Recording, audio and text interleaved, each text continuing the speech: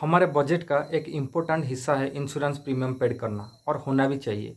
हर किसी को अपने लाइफ, अपने फैमिली को प्रोटेक्ट करना, अपने हेल्थ को प्रोटेक्ट करना, किसी एसेट को प्रोटेक्ट करना चाहिए ताकि आप फ्यूचर में एक बड़ा खर्चे को रोक सके।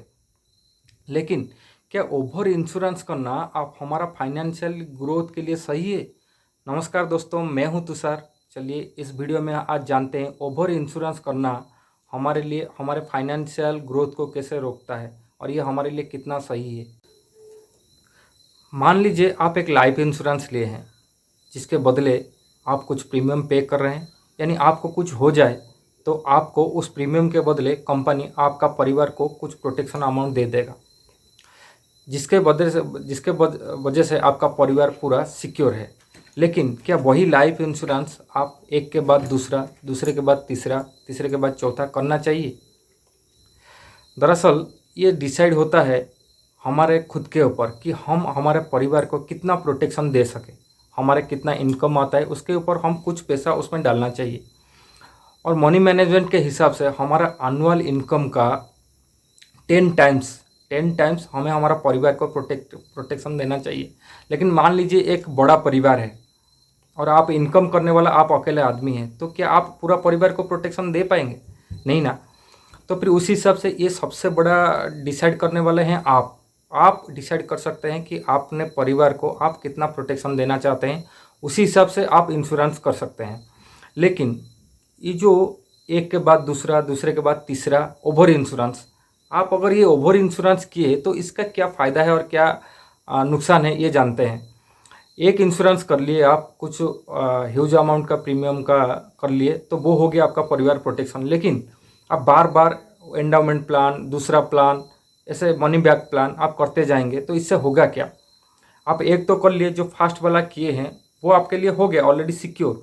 लेकिन जो दूसरा कर रहे हैं आप, उसमें जो पैसा इन्वेस्ट कर रहे हैं, वो पैसा को कहीं आप ऐसा तो नहीं दूसरे जगह कहीं लगा के एक अच्छा इनकम जनरेट कर सकते हैं। जी हाँ। आखिरकार ऐसा इंसान क्यों करता है, हम क्यों करते हैं कि हम बार बार दूसरा तीसरा ऐसे इंश्योरेंस ही लेते जाते हैं? इंश्योरेंस को हम इन्वेस्टमेंट समझ लेते हैं। बहुत सारे आदमी हैं जो इंश्योरेंस को इन्वेस्टमेंट समझ लेते हैं। आखिर ऐसा होता क्यों है?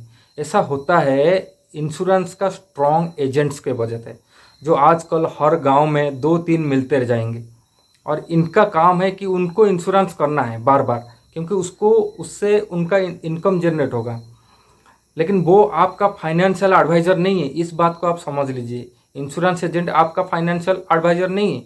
आप बस एक इमोशनली उसके उसके बात पर आके आप इंश्योरेंस करते जाते हैं एक के बाद दूसरा। वो आएगा आपके पास, आपको बोलेगा ये एक नया स्कीम आ रखा है, आप इसमें पैसा रख दीजिए, अभी कुछ प्रीमियम दे दीजिए, आपको फिर 15 ईयर या 16 ईयर के बाद आपको 16 लाख 10 लाख एक छोटा सा अमाउंट के बदले मिलेगा। आप तो ऐसे खुशी हो के उस टाइम आपका साइकोलॉजी बोलेगा कि अभी मैं कर लेता हूँ और मेरे को तो एक ह्यूज अमाउंट मिलने वाला है। लेकिन क्या बाकी आप सही कर रहे हैं या गलत कर रहे हैं अपने खुद के लिए, ये एक बार सोचिए। वो उसको एजेंट को कोई फ़र्क नहीं पड़ता है आप कितना कर रहे हैं, उसमें आपका क्या नुकसान होगा वो नहीं देखेगा। उसको उसका कमीशन से मतलब है। वो आपको यहाँ तक कि वो आपको जो सबसे बेस्ट प्लान होता है, बोरिंग प्लान, टर्म प्लान, जिसमें आप एक रकम तो छोटा देते हैं लेकिन आपको प्रोटेक्शन लगभग बहुत ज़्यादा मिलता है।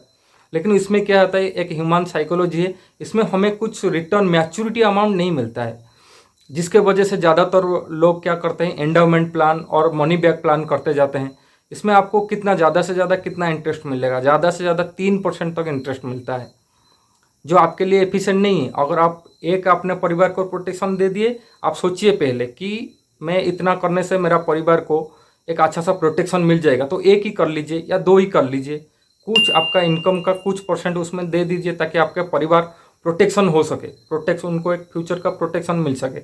लेकिन आप अगर ज़्यादा इंश्योरेंस कर रहे हैं, उसी पैसा को सोचिए, आप जो एक्स्ट्रा पैसा उसमें डाल रहे हैं, उस पैसा को आप अगर बैंक का ट्रेडिशनल फंड में डालेंगे तो उसमें आपको 8% लगभग या 7 से 8% तक मिल जाएगा, यानी दोगुना रिटर्न। अगर आप उसको इक्विटी में इन्वेस्टमेंट करते हैं तो 12% तक आपको रिटर्न मिल सकता है, क्योंकि उसमें टाइम फ्रेम बहुत लंबा है। आप इंश्योरेंस, वही पैसा को इंश्योरेंस में डालेंगे, लाइफ इंश्योरेंस में डालेंगे, अगर वो 15 साल या 16 साल लेते हैं, जिसमें एक लंबा टाइम में आप उसी पैसा को अगर इक्विटी में डालेंगे, आप 12, 13, 14% तक इंटरेस्ट मिल सकता है।